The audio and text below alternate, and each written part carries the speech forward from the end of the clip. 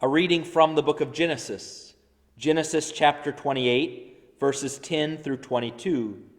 Jacob departed from Beersheba and proceeded toward Haran. When he came upon a certain shrine, as the sun had already set, he stopped there for the night. Taking one of the stones at the shrine, he put it under his head and lay down to sleep at the spot. Then he had a dream. A stairway rested on the ground, with its top reaching to the heavens, and God's messengers were going up and down on it.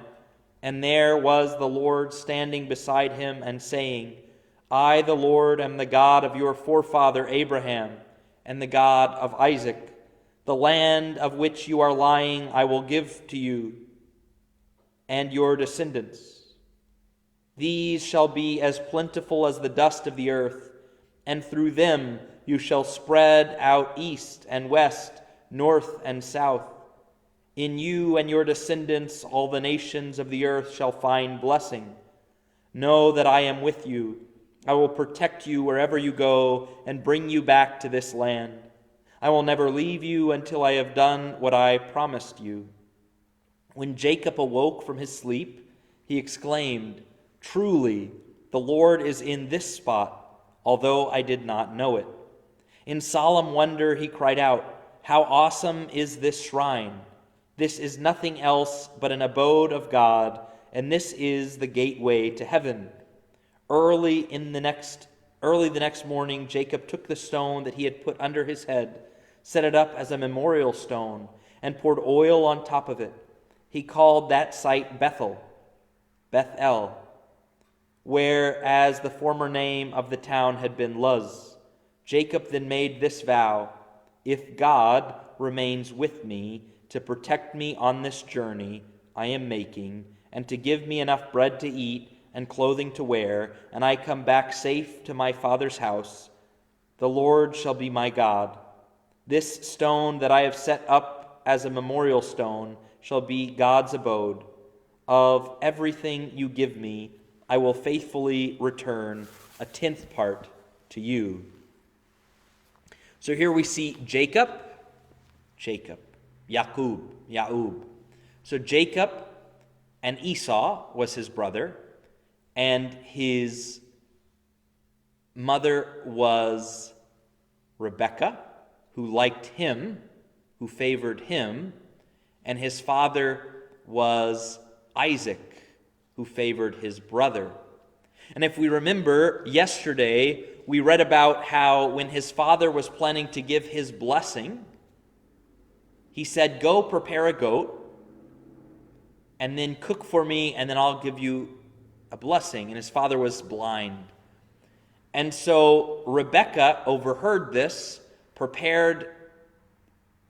so they told Esau to go hunting. But then Rebekah went and prepared a goat and gave it to Jacob so that he could steal his brother's blessing.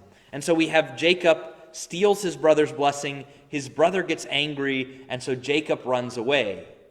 And the first night he sleeps in the town of Luz, in the wilderness, and he changes that town's name to Bethel, meaning the house of God.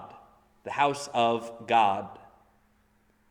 Because that night he encounters God, and God says, Look, I am the God of your father, Isaac, and the God of your grandfather, Abraham, and that I will choose you to be the father of my people, just as I had with Isaac, just as I had with Abraham. And so we see how God keeps his promise and keeps his faithfulness, even in a time when this man is running away from his brother, when he feels like he is afraid. And so he goes out at this time when he thinks it is the worst time in his life, and God says, there is hope. There is hope. That your descendants shall be multitudes, that they shall be more numerous than the stars, more numerous than the sands. And so we see that God is faithful. That God is faithful. And that even though there are times when we think that God is far away, when we think we are alone, when we think that we are in a bad state, God can show himself. God can show himself as he did at Beth-el. He can show himself and make known his presence and his plans. 2,000 years ago, God showed himself. He became man. And he showed what his plans were and what his plans are. That we might believe in his Son, Jesus Christ, who suffered and died for us to conquer death, who rose from the dead to give us new life. So we can take confidence in this promise that God has made for us, even if we are feeling lonely or afraid, even if we feel that things are turning out against us. God has made a promise to us: new life, forgiveness of sins, salvation. And he will keep that promise. God has made the promise that he would be with us. Emmanuel, God with us. And he is with us. He will keep his promise. I wanted also to speak a little bit again about Saint Rafka, who went blind. And yet she did not curse God. She was not upset because she could not see the beautiful things of this world, because the eyes of her heart were focused on the beautiful things of the next world.